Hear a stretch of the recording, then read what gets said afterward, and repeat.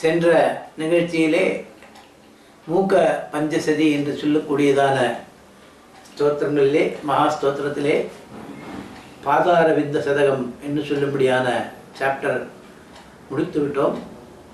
இன்று ஸ்துதி சதகம், அதாவது ஒரு கோவிலுக்கு நாம் சென்றோம் என்னால் அந்த கோவிலிலே இருக்கக்கூடியதான கடவுளை பார்த்து அந்த கடவுளுடைய பாதங்களை பற்றி கொண்டு அந்த கடவுள்களின் மேலே ஸ்தோத்திரங்கள் சொன்னோமே, ஆனால் அந்த கடவுளுக்கு நம் மீது அதீதமான சந்தோஷம், பிரீதியானது ஏற்படும். அப்படி அந்த முறையிலே காஞ்சி காமாட்சியின் பாதங்களை பற்றி கொண்டு பாதாரவிந்த சதகத்திலே பாதத்தை பற்றி கொண்டு ஸ்துதி சேதகம் என்று சொல்லும்படிதான 100 ஸ்லோகங்களினாலே மூககவியானவர் அந்த அம்பாளை ஸ்தோத்திரம் பண்ணக்கூடியது. அப்படி இந்த ஸ்துதி சதகத்தை இப்போதிலிருந்து நாம் ஆரம்பிக்க போகின்றோம்.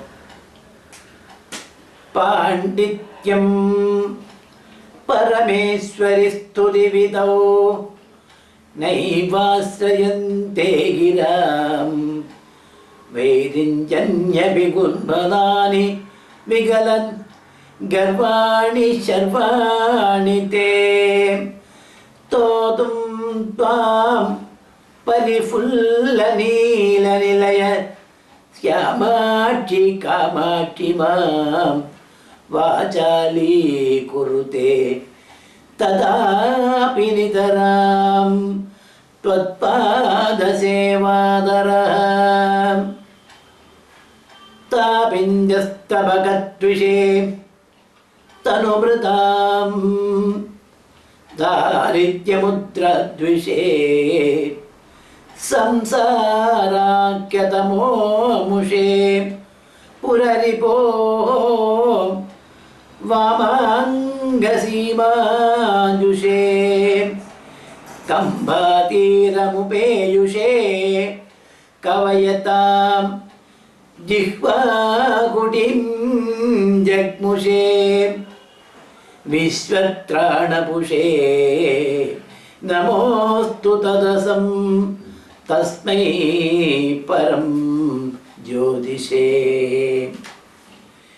யோ சந்தியாருணயந்தி சங்கரஜடா காந்தாரச்சந்திரார்பகம் சிந்தூரந்தி ஜயே புரந்தரவது சீமந்த சீமாந்தரே புண்ணியம் யே பரிபக்வயந்தி பஜதாம் காஞ்சிபுரே மாமமி பாயாசு பரமேஸ்வர பிரணயினி பாதோத்பவா பாம்சவஹ.